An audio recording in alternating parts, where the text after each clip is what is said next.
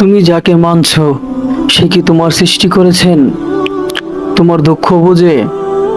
তবে কেন তার ইবাদত করো, যে তোমার জন্য কিছুই করতে পারবে না? প্রিয় ভাই ও বোনেরা, আজ আমরা আলোকপাত করব কুরআনের এক অসাধারণ আয়াতের দিকে। সূরা বাকারার 21 নম্বর আয়াত, যেখানে মহান আল্লাহ তাআলা বলেন, ইয়া আইয়ুহান নাসু উবুদু রাব্বাকুমুল্লাযী খালাকাকুম ওয়াল্লাযীনা মিন ক্বাবলিকুম লাআল্লাকুম তাত্তাকুন। আল্লাহ তাআলা বলেন, হে মানুষ, তোমাদের পালনকর্তার ইবাদত করো, যিনি তোমাদের সৃষ্টি করেছেন এবং তোমাদের পূর্ববর্তী লোকদেরও, যাতে তোমরা তাকওয়া অবলম্বন করতে পারো। সূরা বাকারা আয়াত 21।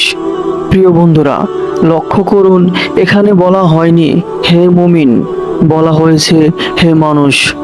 এখানে আল্লাহ সমগ্র মানব জাতিকে সম্বোধন করেছেন।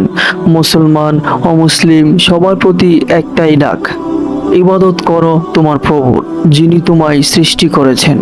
ভেবে দেখেছেন কখনো আজ আমরা আধুনিকতার নাম করে কার ইবাদত করছি? কেউ প্রযুক্তির গোলাম, কেউ টাকার দাস, কেউ নিজের খেয়ালের অনুসরণে ব্যস্ত। আমরা আল্লাহর বান্দা হয়েছি তো? আজকের এই আয়াত আমাদের মনে করিয়ে দেয়, তুমি কোনো কোম্পানির প্রোডাক্ট নও, তুমি কোনো সমাজের তৈরি মডেল নও, তুমি সেই প্রভুর সৃষ্টি যিনি আকাশ জমিন সৃষ্টি করেছেন। আর ইবাদত মানে কেবল নামাজ পড়া নয়, ইবাদত মানে নিজের জীবন আল্লাহর নিয়ম অনুযায়ী চালানো। ইবাদত মানে হারাম থেকে বেঁচে থাকা।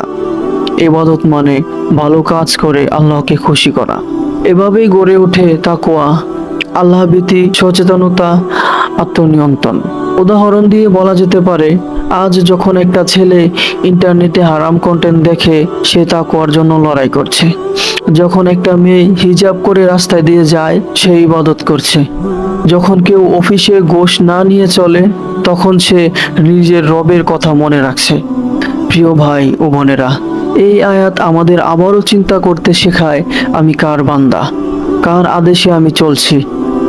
চলো আজই প্রতিজ্ঞা করি, আমরা একমাত্র আল্লাহর ইবাদত করব, তাকেই ভয় করব, তাকেই ভালোবাসবো। ভিডিওটি যদি আপনাদের হৃদয় স্পর্শ করে তবে শেয়ার করুন।